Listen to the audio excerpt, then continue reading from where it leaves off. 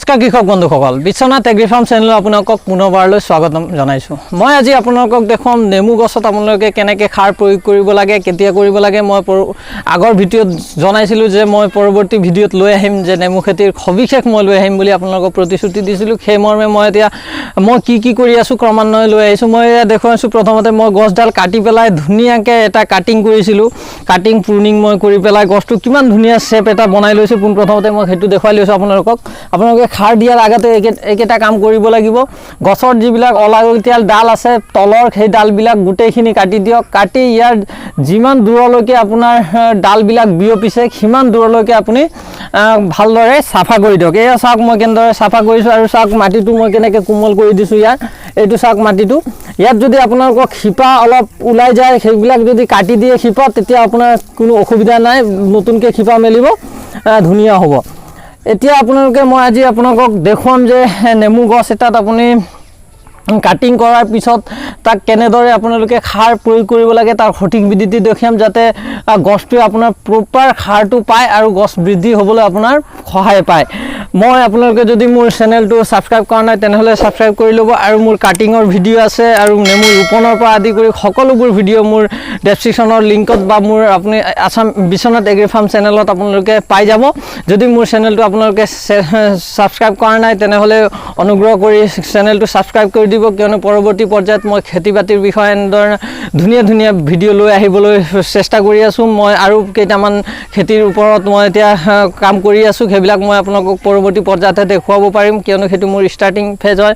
মই কেঁচু সাৰ, পচন সাৰ আদি সকলো বস্তুবিলাক মই নিজতে ঘৰতে প্ৰস্তুত কৰি লৈছোঁ। কেনেকৈ কেঁচু সাৰ মই প্ৰস্তুত কৰিছোঁ তাৰো মোৰ ভিডিঅ' মোৰ ডেছক্ৰিপশ্যনৰ লিংকত পাই যাব। এতিয়া নেমু খেতিৰ বিষয়ে লৈ আহোঁ। নেমু খেতি এয়া চাওক, ফুল কিমান ধুনীয়াকৈ এতিয়া আহিছে খৰালি কালৰ কাৰণে। এতিয়া যিহেতু নৱেম্বৰ ডিচেম্বৰ মাহত আপোনাৰ ফুল হয়, আৰু জানুৱাৰী ফেব্ৰুৱাৰী মাৰ্চ এপ্ৰিল মাহত আপুনি যদি নেমু বজাৰত উলিয়াব পাৰে, তেতিয়া আপুনি নেমুৰ সঠিক মূল্য পাব, দাম পাব, আৰু তেতিয়া নেমুৰ ডিমাণ্ডো থাকে। বাৰিষা কালত ইমান নেমুৰ ডিমাণ্ড নাথাকে। সেয়ে মই আপোনালোকক আজি প্ৰথমতে দুটা গছত দেখুৱাই ল'ম। এইটো হৈছে মোৰ প্ৰায় 1.5 বছৰ 18-19 মাহ এইটো অতিক্ৰম কৰিছে এই গছটোত আপুনি চাই লওক কেনেকুৱা হৈছে কেনপিটো। বাংলাদেশী চিডলেছ লেমন যিটো মই আনিছিলোঁ, পুলিটো অনলাইন যোগে মই এমাজনৰ পৰা যিটো মগাইছিলোঁ, ইমানটো পুলি আছিলে। এতিয়া চাওক এইটো 4 মাহমান হৈছে মই ৰোপণ কৰা। 3-4 মাহৰ ভিতৰতে এইটো গছটো কিমান ধুনীয়া হৈছে, আৰু ইয়াৰ এটা শ্বেপ মই দি আছোঁ। এই তলৰ ডালবিলাক মই কাটি পেলাই চাওক কিমান ধুনীয়াকৈ মই এইটো এটা শ্বেপ দিব পাৰিছোঁ। আৰু ইয়াত আপোনাৰ কেনেকৈ সাৰ দিব লাগে সৰু গছত, তাৰ মই প্ৰথমতে উদাহৰণটো দি দিছোঁ। এইটো চাওক, সৰু গছত যদি আপোনালোকে কৰে, আপোনালোকে পাচনিৰে চাৰিওফালে এনেকৈ 3 ইঞ্চি 4 ইঞ্চি পাৰিলে 6 ইঞ্চিমান এটা গাঁত কৰি ল'ব। গাঁত কৰি তাৰ মাটিৰ অংশখিনি বাহিৰত উলিয়াই দিব। তাৰপিছত ইয়াৰ সাৰ প্ৰয়োগ কৰি মই দেখুৱাম কি কৰিব লাগে। এতিয়া চাওক, মই ইতিমধ্যে ইয়াত লৈছোঁ DAP ইয়াত মই আছে 5 কেজি। মই 50 জোপা গছৰ কাৰণে আনিছোঁ। আৰু এইটো আছে পটাছ আপোনাৰ মই ইয়াত লৈছোঁ 5 কেজি 50 জোপা গছত মই কেৱল দিম। আৰু এতিয়া চাওক, এইটো এটা গছৰ কাৰণে মই আনিছোঁ, এইটো ভাৰ্মি কম্প'ষ্ট হয়, মোৰ ঘৰতে তৈয়াৰী। কিমান ধুনীয়া, মই ডাইৰেক্ট বেডৰ পৰা উলিয়াই আনি ইয়াত আজি প্ৰয়োগ কৰিম। ইয়াত মই দিম 100 গ্ৰাম আপোনাৰ DAP আৰু 100 গ্ৰাম পটাছ, কেৱল মই এইটোহে দিম। যোৱাবাৰ মই ইয়াত দিছিলোঁ 80 গ্ৰাম DAP আৰু আপোনাৰ 50 গ্ৰাম কেৱল পটাছ মই দিছিলোঁ যোৱা ফেব্ৰুৱাৰী মাহত। এতিয়া মই যিহেতু খৰালিৰ কাৰণে ফল ল'ম, তাত আপোনাৰ মই DAPৰ মাত্ৰাটো অলপ বঢ়াই দিছোঁ আৰু পটাছৰ মাত্ৰাটো বঢ়াই দিছোঁ, কিয়নো গছবিলাক অলপ ডাঙৰ আৰু সুস্থ সবল হৈ উঠিছে। এতিয়া মই DAP 100 গ্ৰাম, এইটো চাওক মই জুখি আনিছোঁ দোকানৰ পৰা। এইটো কিমান হয় মই প্ৰথমতে এটা টেমাত মই জুখি লওঁ, তাৰপিছত মই সেই আন্দাজমতে ইয়াত দি দিম। এইটো কেৱল 100 গ্ৰাম আছে ইয়াত, মই দোকানৰ পৰা এইটো 100 গ্ৰাম জুখি লৈ আহিছোঁ। এনেদৰে আপোনালোকে এটা পাত্ৰ লৈ ল'ব, যিকোনো পাত্ৰত, যদি একো নাই আপোনাৰ সৰু গিলাচ এটা কাটি ল'ব। তাৰপিছত আপোনালোকে এনেদৰে জোখ লৈ ল'ব। এয়া চাওক, এইটোত আপোনাৰ 100 গ্ৰাম ইমানত হৈছে। তেতিয়া সেই আন্দাজমতে মই বেলেগ গছত দিবৰ কাৰণে ইয়াৰ পৰা উলিয়াই ল'ব পাৰিম। আকৌ এইটো চাওক, মই পটাছো মই সেনেদৰে 100 গ্ৰাম এটা এক্সট্ৰাকৈ কৰি লৈ আনিছোঁ। তাৰপিছত মই এইটো 100 গ্ৰামটো পোনপ্ৰথমতে এই টেমাটোত ভৰাই এটা এপ্ৰক্সিমেট আন্দাজ এটা, যদি 100 গ্ৰামৰ ঠাইত যদি আপোনাৰ 90 গ্ৰামো পৰি যায় তেতিয়াও কোনো অসুবিধা নাই, বা 100 গ্ৰামৰ ঠাইত যদি 105 গ্ৰাম 10 গ্ৰামো পৰি যায় তেতিয়া কোনো অসুবিধা নাই। এয়া চাওক, এইটো টেমাত আপোনাৰ DAP ইমানটো হ'লে 100 গ্ৰাম আৰু ইমানটো পটাছ হ'লে 100 গ্ৰাম হৈ যায় এইটো মই প্ৰথমতে ইয়াত দি দিছোঁ তাৰপিছত এইটো কেৱল মই ডাঙৰ গছৰ কাৰণে কৈছোঁ যিটো 2 বছৰৰ গছ তাত মই এইটো প্ৰয়োগ কৰিম সৰু গছত আপোনালোকে ইমান দিব নালাগে সৰু গছত কেৱল আপুনি 20 গ্ৰামৰ পৰা 30 গ্ৰাম আপোনালোকে DAP ইউজ কৰিব পাৰে এয়া চাওক এইটো মই DAP টো প্ৰথমতে ৰিং কৰিবলৈ আপুনি নহলে এইটো গছৰ গুৰিটো চাই লওক গুৰিৰ পৰা নহলে আপোনাৰ 2 ফুট দূৰত 2 ফুট বা 1.5 ফুট দূৰত এনেকৈ আপোনালোকে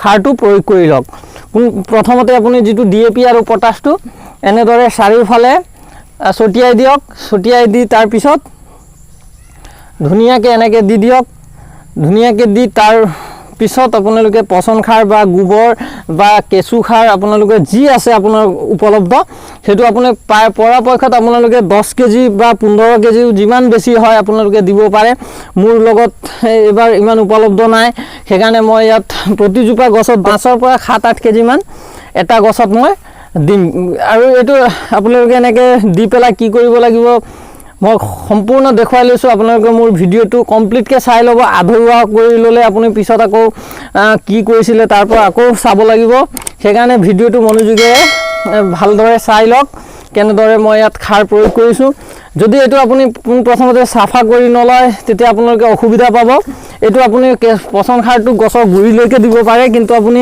যিটো খাৰ প্ৰয়োগ কৰে DAP হওক পটাছ হয় বা ইউৰিয়া হওক সেইটো কিন্তু গছৰ গুৰিৰ পৰা আপুনি নহলেও 1 ফুট 1.5 ফুট বা 2 ফুট দূৰলৈকে আপুনি দিব পাৰে কিয়নো এয়া চাওক মই আপোনালোকক দেখুৱাইছোঁ ইয়াত যিবিলাক শিপা থাকে ইয়াৰ শিপাবিলাক আপোনাৰ এয়া চাওক শিপাবিলাক আপোনাৰ গছটো যিমান ওপৰলৈ বৃদ্ধি হয় শিপাবিলাকো সিমান দূৰলৈ আপোনাৰ বৃদ্ধি হয় আপুনি খাৰটো দিয়াৰ পিছত ইয়াক কৰিব মাটিটো এনেদৰে মাটিটো মিক্স কৰি দিব মাটিটো মিক্স কৰি দিলে কি হ'ব খাৰটো তললৈ যেতিয়া গুচি যাব তেতিয়া ৰ'দ বৰষুণ পালে আপোনাৰ খাৰটো কলৈকে নাযায় সেইটো গছে প্ৰপাৰকে এইটো পাব এনেদৰে আপোনালোকে গুৰিটোত এনেদৰে আপোনালোকে মাটিৰ লগত মিক্স কৰি দিব পাৰিলে আগতে যদি এনেকৈ গাঁত এটা খান্দি লয় মই যিটো আগৰ সৰু গছত দেখুৱাইছিলোঁ তেনেকৈ কৰিলে কিন্তু আপোনাৰ এইটো মই কেৱল দেখুৱাবৰ কাৰণে কৰিছোঁ এইটো মই সম্পূৰ্ণকৈ এনেকৈ কৰিম এতিয়া আপোনালোকক মই সৰু গছত দেখুৱাম যে কিমান খাৰ প্ৰয়োগ কৰিব লাগে আৰু কেনেকৈ প্ৰয়োগ কৰিব লাগে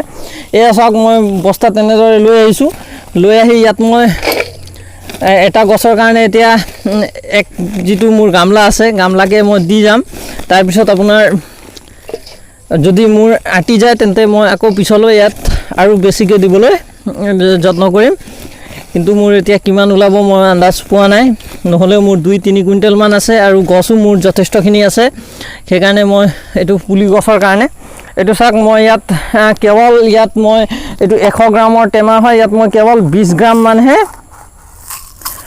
প্ৰয়োগ কৰিম আন্দাজত মই 20 পৰা 25 গ্ৰাম লৈকে ইয়াত মই DAP দিছোঁ আৰু মই ইয়াত পটাছ আপোনাৰ কেৱল মই 10 গ্ৰামৰ পৰা 15 গ্ৰাম লৈকে ইয়াত মই পটাছ ইউজ কৰিম এটা গছৰ কাৰণে এটা গছত মই DAP আপোনালোকে মনত ৰাখিব DAP মই ইউজ কৰিছোঁ কেৱল 20 গ্ৰাম আৰু পটাছ আপোনাৰ 10 গ্ৰামহে কেৱল ইউজ কৰিছোঁ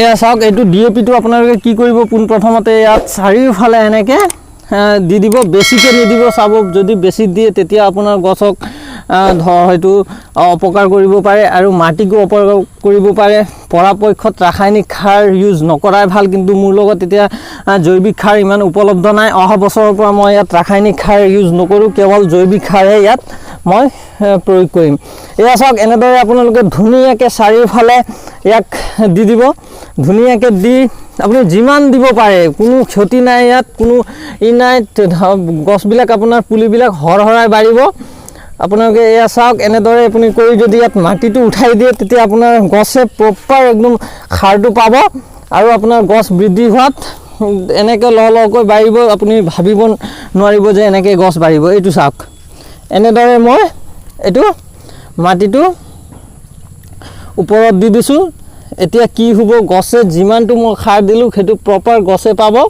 আৰু ইয়াত কোনো ধৰণৰ হিট জেনেৰেট নহয়, কোনো নহয়। যদি বৰষুণ দি দিয়ে, বৰষুণে ইয়াত একো কৰিব নোৱাৰে, আৰু বেছিকৈ ৰ'দ দিলেও আপোনাৰ মাটিটো ইমান হিট নহয়। আৰু এটা কথা মনত ৰাখিব, সদায় এটা কথা আপোনালোকে সদায় মনত ৰাখিব, সাৰ দিওঁতে ঘন বৰষুণ বা বেছিকৈ ৰ'দ দিয়া সময়ত আপোনালোকে নিদিব। পৰাপক্ষত বতৰটো চাই ল'ব। আৰু যদি 3টাৰ পিছত আপোনালোকে সাৰ প্ৰয়োগ কৰে, তেতিয়া গছক ইমান আপোনাৰ অপকাৰ নকৰে। বৰষুণ দিয়া সময়ত আপোনালোকে পাৰিলে মাটিত মানে আপোনাৰ হ'ব লাগিব, মাটি অলপ ভিজা হ'ব লাগিব। এতিয়া চাওক, এইটো মাটিটো সম্পূৰ্ণ ভিজা আছে, কিয়নো কালি ৰাতিও বৰষুণ দিছিলে, সেইকাৰণে আজি ইমান কামো কৰিব পৰা নাই বাৰীত। মই তাকে আজি আপোনালোকক দেখুৱালোঁ নেমু গছত কেনেকৈ সাৰ প্ৰয়োগ কৰিব লাগে। এটা পুলি গছত এটা গছক আপুনি 20 গ্ৰাম DAP আৰু 10 গ্ৰাম পটাছ ইউজ কৰিব পাৰে।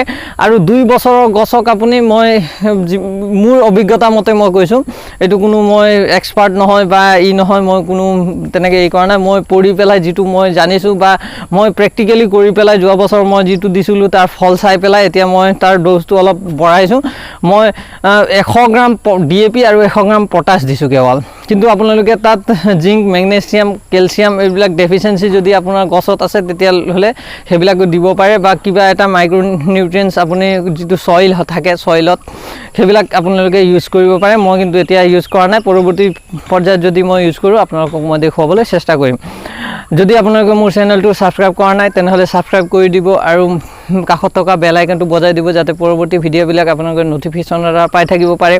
আৰু লগতে মোৰ ভিডিঅ'বিলাক যদি আপোনালোকক ভাল লাগে, লাইক এটা কৰি দিব আৰু লগতে শ্বেয়াৰ কৰি দিব, যাতে মই যদি লাইক আৰু শ্বেয়াৰটো পাওঁ, তেতিয়া মোৰ যদি ছাবস্ক্ৰাইবাৰ 2টামান বাঢ়ি যায়, তেতিয়া মোক নিজকে ভাল লাগে, মই ভিডিঅ' বনোৱা সফল হোৱা যেন পাওঁ। ইয়াকে কৈ আজি ভিডিঅ'টো সমাপ্ত কৰিলোঁ। ধন্যবাদ। জয় আই অসম।